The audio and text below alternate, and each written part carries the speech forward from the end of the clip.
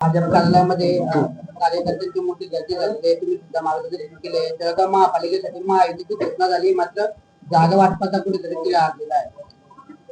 आपल्या सर्वांना कल्पना आहे, जळगाव जिल्हा, जळगाव शहर महापालिका भाजपचा बालेकिल्ला आणि आता महायुतीचा हा बालेकिल्ला आहे. जागा 74-75 जागा गेल्या वेळी होता, त्यापैकी 57 जागा त्या आम्ही या ठिकाणी जिंकलेलो होतो. भाजपाकडून एकट्या आम्ही त्या ठिकाणी जिंकलेलो होतो. आणि आता पुन्हा निवडणुका घातलेल्या आहेत. त्यावेळेला वर्ण धोरण ठरलं की महायुतीमध्ये निवडणुका लढायच्या आणि म्हणून मग आम्ही थोडं कॉम्प्रोमाइज केलं, 2 पावलं मागे गेलो आणि आता सर्वात दादांचं आणि मामाचं त्या ठिकाणी शिवसेनेच्या नेत्यांची बोलणं झालेलं आहे. मी तरुण बाहेर 10-15 दिवस झाले आणि त्यांचंही बोलणं झालेलं आहे. अजून नावं किंवा प्रभाग कुठले कुठले घ्यायचे, द्यायचे, सोडायचे त्यातून ठरलेलं नाही. मला वाटतं उद्या थोडं मी थांबणार आहे सकाळी आणि गुलाब भाऊ वगैरे आम्ही बोलून त्या ठिकाणी या संदर्भामध्ये साहित्य मार्गी लागेल. किती जागांवर आपलं दावा? आमचा दावा तसा दाव्याचा विषय नाहीये. त्यांचं म्हणणं होतं 25 जागा द्या, 75 मधल्या 50 तुम्ही लढा. आम्ही म्हटलं होतं की आधी 15 घ्या, नंतर मग 20 पर्यंत विषय आलेला आहे. पण ते फार आमच्यामध्ये काही ताणताणी नाही. मला असं वाटतं की उद्या परवापर्यंत सगळं हा अंतिम निर्णय त्या ठिकाणी होईल आणि आम्ही महायुतीमध्येच जळगाव जिल्ह्यामध्ये जळगाव महापालिकेमध्ये लढणार आहोत. जागा वाटपाचं सूत्र आपलं कसंही ठरलं तर गेल्या वेळी आपल्या 57 जागा होत्या. म्हणजे 3 पक्ष जर तुम्ही एकत्र येत असाल तर तुम्हाला 57 पेक्षा निश्चितच कमी जागा येणार आहेत, हे आता उघड आहे. मग अशा परिस्थितीमध्ये तुमचे जे आता नाराज असतील किंवा बंडखोर असतील यांच्या समजुतीसाठी काय प्लॅन आहे आपला? काय त्यांच्याकडे असं नाही त्याचं आम्ही त्यांना समजू बरोबर. असं नाहीये, प्रत्येकाला निवडणुकीमध्ये होत असतं. कोणाचं तिकीट कापलं जातं, कोणातरी माघार घ्यावी लागते, 2 पावलं मागे जावं लागतं, 2 पावलं पुढे यावं लागतं. प्रत्येक निवडणुकीमध्ये होत असतं. वेळ त्याच्यावर औषध असते. थोडी सुरुवातीला नाराजी असते, पण मला वाटतं 2 दिवस 3 दिवस गेले की पुन्हा कार्यकर्ते कामाला लागतात. त्याच कार्यकर्त्यांची पार्टी आमची काही नेत्यांची पार्टी नाही या ठिकाणी. निश्चित त्यांचा दुसरा फुगा सुद्धा तेवढाच महत्वाचा आहे. काल आपण बघितलं नाशिकमध्ये ते कार्यकर्ते नाराज झाले, ते घोषणाबाजी झाली, आमदार नाराज झाले ते. पण मला वाटतं की कालपासून पुन्हा सगळ्या कामाला सुरुवात केलेली आहे. पूर्ववत सगळे कामाला लागले. भाजपचा नाराज दिला जातो आहे, विरोधकांना एकीकडे भाजपमध्ये घेतलं जाते. मग एकीकडे तुमचं गेल्या वेळी संख्याबळ चांगलं होतं, तर तडजोड का भाजपला बॅक फुटवर जावं लागलं? आम्ही राज्यामध्ये आम्ही माहितीमध्ये आहोत. आम्ही सर्वजण मिळून खरं म्हणजे वरती आमच्या आकडाचा आमचं स्वतःचं बहुमत भाजपच्या त्या ठिकाणी आहे. 125 आम्हाला आजही त्यांचे आमचं बहुमत. पण आमचं असं काम नाही. जसं मागच्या वेळी उद्धवजींनी केलं, थोडी संख्या त्यांनी गणित केलं आणि त्यानंतर आम्हाला सोडून चालले गेले, तिथे मुख्यमंत्री पदाच्या खुर्चीवर बसले. तसं आमच्याकडून होणार नाही. आम्ही शब्द दिला असतो. आम्ही महायुतीमध्ये आहोत, आम्ही एकत्रित आहोत. विधानसभेमध्ये अभूतपूर्व यश आम्हाला या ठिकाणी मिळालेलं आहे. लोकसभेमध्ये आम्ही सोबत होतो आणि म्हणून खालच्या कार्यकर्त्यांच्या बाबतीत आम्ही त्या ठिकाणी महायुतीत लढावं असा अनेक कार्यकर्त्यांचा आग्रह आहे. आणि म्हणून आम्ही या ठिकाणी वरतून आमच्या नेत्यांचा आदेश आहे की महायुतीमध्ये शक्यतो लढायचं आहे. फार काही परिस्थिती कठीणच आहे, फार हाताबाहेर गेली तर त्या ठिकाणी मग आम्ही समजू शकतो. पण शक्यतो आम्हाला माहितीमध्ये लढायचे आदेश वरतूनही आहेत आणि म्हणून आम्ही माहिती करतो.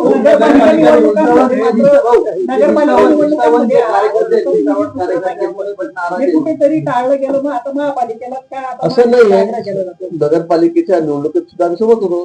चिमणाबा आम्ही बघा पारवेला सोबत होतो, आम्ही एरंडोला सोबत होतो, धरणगावला आम्ही सोबत होतो. आम्ही किती ठिकाणी सांगू, आम्ही नशिराबादला सोबत होतो, अनेक ठिकाणी सोबत होतो. असं नाही आहे की आम्ही सगळे विरोधात नव्हतो. पण काही ठिकाणी दोन्हीकडून ताणाताणी झाली आणि मग आम्ही सांगितलं की मैत्रीपूर्ण लढत करून घेऊ.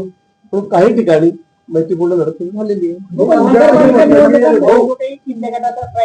तुमच्यापेक्षा चांगला दिसतोय, त्याच भीतीपोटी भाजपने तडजोड केली नाही. बिलकुल भीती नाही आम्हाला. आमची काय तडजोड आहे? मागच्यापेक्षा आमचं स्ट्रॅटेजी खूप मोठा आहे. आता यावेळेला आमचे 9 नगरपालिका आलेल्या आहेत. 5-6 ठिकाणी आम्ही सोबत लढलेलो आहोत. म्हणजे असं नाहीये की आमचं स्ट्रॅटेजी कमी आहे म्हणून. तुम्हीच बघा, सांगा मला जळगाव जिल्ह्यामध्ये कुठल्या स्ट्रॅटेजी तुम्हाला पाहिजे सांगा मला तुम्ही.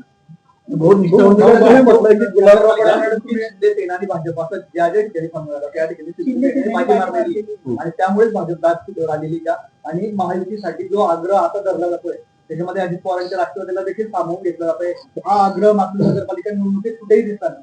हे मला असं वाटतं की तुम्ही म्हणताय की शिंदेगड पुढे गेला स्ट्रायकर जोरात. आता आमच्या मध्ये की तशी काही शर्यत नाही कोणाचा स्ट्रायकर. आम्ही माहिती म्हणून सगळीकडे लढतोय. पण आपण बघितलं असेल की जवळपास 125च्या वर जागा, 130च्या जवळपास नगरपालिका नगर परिषदा त्या आम्हाला मिळालेल्या आहेत. त्यांना 60 मिळालेल्या आहेत. आम्ही दुप्पटच आहोत. तसं या ठिकाणी असं कुठे असं समजण्याचं गोष्ट तिथे गैरसमज पसरू नका की आम्ही खूप कमी आहोत. भाजपचा नंबर 1 वरच आहे राज्यामध्ये, आपण बघितलं असेल. पण त्याच्या खालोखाल शिंदे साहेब आहेत, त्यांची सेना त्या ठिकाणी आहे आणि चांगल्या सायझेबल संख्या आहे त्यांची. पण महाविकास आघाडी ही 50च्या आतच गुंडाळली गेली. म्हणजे जे मिमी म्हणणारे आहेत, उबाठा 8, राष्ट्रवादी काँग्रेस शरद पवार 8, काँग्रेस 30 आणि म्हणजे सगळे मिळून 50 सुद्धा न गाठता आलेले. आता एवढं मित्रांनो यश मिळाल्यावर तुम्ही म्हणाल की याचा साईडचा तसा, तुमचा तसा, त्याचा तसा. आम्ही माहिती म्हणून लढलो अनेक ठिकाणी.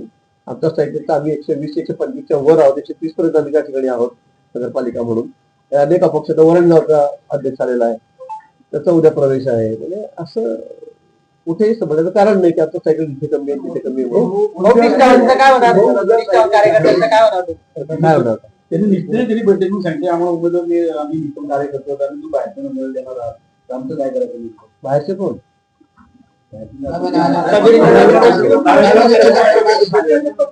बघा, काही ठिकाणी असे प्रभाग आहेत. आता नाशिकला तुम्ही म्हणाल तर ते आम्ही अशा ठिकाणचे लोकांचा प्रवेश केलेला आहे की त्या ठिकाणी आम्ही आतापर्यंत एकदा जिंकलो होतो. आता परवा जो प्रवेश झाला ते कोणते महाराज खैरे, चौखैरेंचा, हा मतदारसंघ आम्ही कधी जिंकलो आजपर्यंत, कधी जिंकलो. आणि त्या लोकांची त्या ठिकाणी एक प्रस्थापित आहे. त्या ठिकाणी त्यांचे मंडळ आहे, त्यांचं मोठं काम आहे, त्यांचे गणेश मंडळ आहेत, कार्यकर्त्यांची मोठी पळी त्यांच्या पाठीचे. आता अनेक वर्ष लढतोय. पण तो असे काही 4-5 मतदारसंघ आहे की त्या ठिकाणी आमची डाळ अजिबात शिजत असं म्हटलं तरी चालेल. आणि म्हणून त्यांची इच्छा होती की आम्ही भाजपात यावं, मुख्य प्रवाहात यावं. आम्ही या पक्षामध्ये काय आता उबाटामध्ये जाऊन काय करणार आहेत? उबाटातले पदाधिकारी आले त्या ठिकाणी. राष्ट्रवादी काँग्रेस शरद पवार साहेबांचे आले, काँग्रेसचे आले, सगळ्या पक्षाचे लोक आमच्यामध्ये आले. ते महापौर आले 2-3 वेळा, स्टँडिंग कमिटीला चेअरमन राहिलेले आहेत आणि परंपरागत त्यांच्याकडे तिथली वोट बँक आहे. आता मग त्यांना घेतलं ते वाईट काय?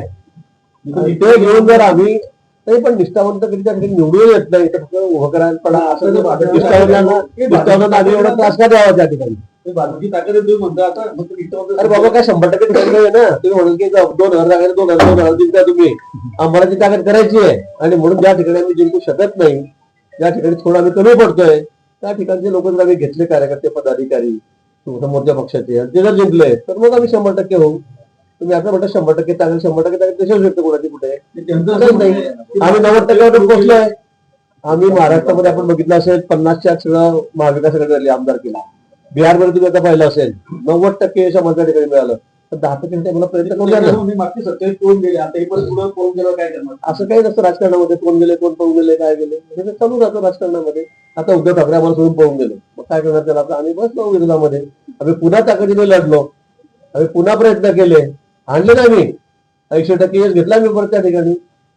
288 पैकी आलो ना आम्ही, 240 पर्यंत आलो ना. काय राहिलं त्यांचं? काही नाही राहिलं. पण राजकारणामध्ये असं हे पळून गेले ते पळून गेले, ठीक आहे, जे पळाले ते पळाले. पण आम्ही पुन्हा आता या निवडणुकीमध्ये पुन्हा सिद्ध करू. मग तुम्ही बंडखोरांना घाबरलेत का आपण? बंडखोरांना घाबरलेत का? आम्हाला सोडून गेले त्यांचा प्रचार करणार आहे. तर त्यांचा प्रचार मला वाटलं होईल तेव्हा बोलू आपण होईल तेव्हा बोलू ना. आतापर्यंत वर सुद्धा आपण बघितलं असेल, आमदारकी असेल, विधानसभेला असेल, असे अनेक लोक आहेत, गेले आले. पण काही लोक असतात बसतात, त्यामुळे ह्या गोष्टी होत असतात. आता राजकारणामध्ये आता परवा सांगितलं, everything is fair, love, war and politics. काय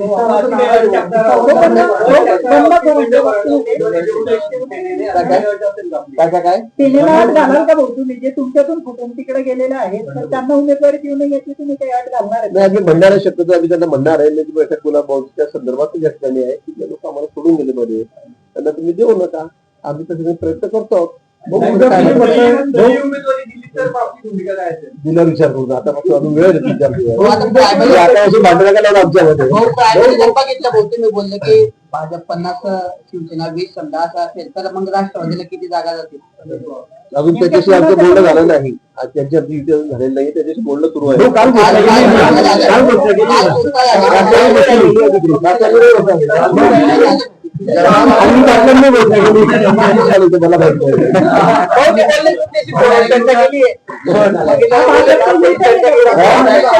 युट्यूब वगैरे काही नाही आम्ही सांगितलं आहे की आता थोडेसे 2 पावलं मागे का होईना 2 जागा कमी जास्त पण आम्ही माहितीमध्ये लढणार आहोत आणि खरं सांगतो मी अजून त्यांचं आमचं काही फायनल आपल्याला ठरलेला नाही काय करायचं काय नाही म्हणून पण मला बोलतो आमचं अंतिम टप्प्यामध्ये आहे शिवसेनेचं आमचं बोलणं अंतिम टप्प्यामध्ये जवळपास आलेलं आहे फक्त उद्या पुन्हा बसून थोडीशी आकडे थोडी गडबड आहे ठेवी करू आताच दादा भुसेंचा मला फोन आला आमचे मंत्री महोदय नाशिकहून किंवा बसा लवकर करा मी उद्या नाशिकलाच आहे उद्या आपण बसू नाशिकला सुद्धा आम्ही प्रयत्न करतो की बाबा मी माहितीमध्ये लढू राष्ट्रवादी सोबत नसेल का? त्याच्याशी बोलणं चाललेलं आहे त्याच्याशी बोलणं झालं असेल की नसेल बा म्हणजे? असं म्हणजे कारण महायुतीमध्ये लढणारे होते. अजून 3 दिवस आहे असेल नसेल आपल्याला तुम्ही आतापासूनच असं कुठं काय असं सकारात्मक बोलणं चालू पॉझिटिव्ह बोलणं चाललंय आधी पण मागच्या 2018 इलेक्शन झाले त्यावेळेस दादांची जी बैठक मुंबईत झाली होती त्यानंतर जागा वाटपाबद्दल जळगावमध्ये चर्चा होईल असं सांगण्यात आलं होतं मात्र ऐन वेळेस भाजपने डायरेक्ट उमेदवारांची जी यादी आहे ती जाहीर केलेली होती तसं काही परत आमचं बोलणं फिसकटलं होतं जागेच्या आकड्यावरून आता असं होणार नाही कारण आपल्या कार्यकर्त्यांचा आग्रह आहे की 50च्या खाली भाजपला जाणे आहे जागा 50च्या खाली जर 3 पक्षांनी म्हटलं तर तुम्हाला 50च्या खाली जावं लागणार आहे मग कार्यकर्त्यांची तसं होणार मतं कशी नाही करणार? तसं होणार नाही पल्ल्याच्या खाली जाणार नाही अजून काय सांगू तुम्हाला बैठक होणार आहे त्यामध्ये नाही मी खरं सांगतो तिथं बोलणं झालं होतं पुन्हा बोलतो माझं 3-4 फोनही बोलणं झालं पक्ष बोलणं झालं होतं पण कॅबिनेटला आम्ही प्रत्येकाला भेटतो मंगळवारी आमचं इथं बोलणं झालं होतं पण अनिल पाटील जे आपले आमदार आहेत मंडळचे राष्ट्रवादीची भूमिका ते मांडतायत तुमची भूमिका ते मांडतायत त्यांचं माझं अजून एकदाही बोलणं झालेलं नाही पण म्हणजे दादा त्यांच्याशी बोललेले होते राजीवबाई बोललेले होते पण माझं अजून त्यांच्याशी बोलणं झालेलं नाही निश्चित ते आज उद्यामध्ये मी इथे आहे उद्या सकाळ दुपारून 12 वाजेपर्यंत एवढ्या वेळामध्ये आम्ही सगळं भेटतो महायुती म्हणा पण जोपर्यंत आमचं बोलणं आकड्यांचं ठरत नाही तोपर्यंत अजून आम्हाला सांगता येते की ठरलं म्हणून अजून राष्ट्रवादीशी संख्येच्या बाबतीत बोलणं झालेलं नाही त्याला काय द्यायचं काय नाही जवळपास अंतिम टप्प्यामध्ये 1-2 जागांचा फरक आहे तो बसून मिटेल पण तोपर्यंत आम्हाला माहिती झाली असं सांगतात मुंबईला इतक्या जागेवर तडजोड झाली तितक्या जागेवर झाली हेच चाललेलं आहे अजून कुठे असं आलेलं नाही की बाबा ठरला आमच्या इथल्या जागा त्यांच्या इथल्या जागा आमच्या ह्या जागा त्यांच्या ह्या जागा आमच्या हे आकडेवारी ठरल्यावर सुद्धा कोणत्या जागा कुणाच्या याच्यावर सुद्धा डिबेट होणार आहे याच्यावर सुद्धा चर्चा होणार आहे आणि त्याच्यानंतर मग अंतिम 30 तारखेला हे कळेल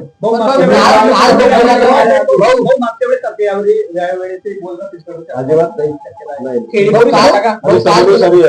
काल गुलाबराव पाटलांनी सांगितलं की महायुतीची अधिकृत आमची घोषणा झाली आहे मंगेश दादाने सांगितलं अनिल पाटलांनी देखील सांगितलं आता तुम्ही म्हणताय की बुवा अजून जागा वाटपाचा किती झाल्यानंतर मी खरं सांगतो मला अनिल पाटलाचं माझं बोलणं झालं नाही त्यांनी काय सांगितलं बोलले मलाही माहिती आहे मला असं वाटतं की उद्या 12-1 वाजेपर्यंत आम्ही सगळं जाहीर करू त्यांची मागणी काय आहे त्यांची संख्या किती आहे आणि ते पण मग आम्हाला कारण मागच्या वेळेला आम्ही 57 होतो आणि यावेळेला तुम्ही म्हणत 40 जागाला 25 जागा लढा तर मग ते फक्त अडचणीत होणार आहे आम्हाला त्यामुळे आता आम्ही उद्या त्या संदर्भामध्ये अंतिम निर्णय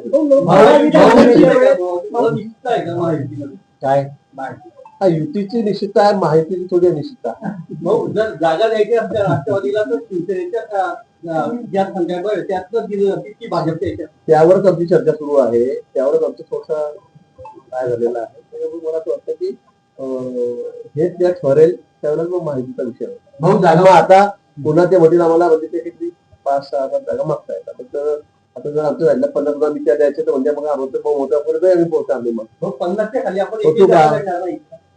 नाही असं म्हणता येणार नाही पण मला वाटतं की दोघींनी त्यातल्या जागा दिल्या पाहिजे त्यामुळे ते होईल नाही असं असं करता नाही आपल्याला की एकच पक्षाचा वाटाघाटी झाला त्यांनी एवढा घेतल्यानंतर परत यांना मध्ये घ्यायचंय सोबत घ्यायचंय यांना 7-8 जागा लागणार आहे म्हणजे मग आम्ही 40 जागा लढायच्या का 42 जागा लढायच्या का प्रश्न आहे ना. दोघं पक्ष वाटून देतील ते राष्ट्रवादी. हा, मग मी तेच म्हटलेलं आहे की बाबा दोघी पक्ष हजार जागा वाटून त्याला काय द्यायचं असतील त्या. भाऊ युती आपलं जागा वाटप झाल्यानंतर जे काही समोर आपल्या समोर बंडखोर उमेदवार उभे राहणार आहे त्यांच्यावर पक्ष म्हणून आपण काही कारवाई करणार आहे. निश्चित प्रतिवादच करतो आम्ही. अशा पद्धतीने आजच नाही शिस्तभंगाची कारवाई.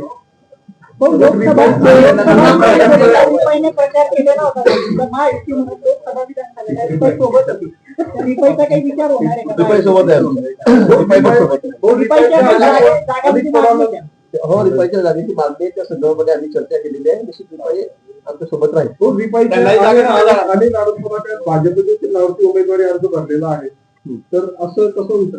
होऊ शकतं, का नाही होऊ शकत? अनेक वेळा झालेलं आहे.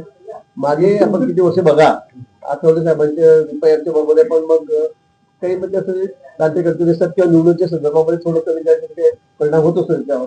त्यामुळे मागच्या काळामध्ये बऱ्याच वेळा रिपाई सुद्धा कमळावर लढलेलीच आहे. आपण मागचं बघितलं थोडं मागे फिरून आपण ते लक्षात येईल. निश्चित म्हणायचं का? नाही, मागणी केलेली आहे. भाजपच्या चिन्हावर मग मागू द्या ना. मागायचे चिन्ह 600 लोकांनी मागितलेले आहेत. दिले का आपण? आहेत आपल्याला बरेच लोक आहेत. हो, मागू द्या. त्यांनी जागा मागितलेलं आहे. त्यांचा अधिकारात आम्ही महायुतीमध्ये दिले आहोत. ते आमचे घटक पक्ष महायुतीमधले. मला वाटतं उद्या 12 वाजेपर्यंत आम्ही सगळ्यांना आम्ही आलो तुमच्या समोर आम्ही बसलो पण एकत्र तिच्यासमोर काय करायचं पण जर आपण बघितलं तर हे सगळे लोक जे आहेत ते प्रस्थापित आहेत सरंजाम आहेत आणि त्या सरंजामच्या विरुद्ध तुमचा जो लढा आहे तो आजपर्यंत सुरू राहिला आहे आणि अशा वेळेस त्यांना तुम्हाला प्रवेश द्यावा लागतो. मग काय म्हणणं की निवडण्याची क्षमता ज्यांची आहे, ज्यांचं काम ज्या भागामध्ये, काही भागामध्ये असे लोक आहेत की त्यांचं काम एवढं मोठं आहे की त्यांना लोक टाळू शकत नाही. घराण्याशाही संध्याशी म्हणत नाही, पण ते वारंवार निवडून येत आहेत. तिथे आम्ही अगदी 16 वर्षाची आमची डाळ शिजवते तिथे.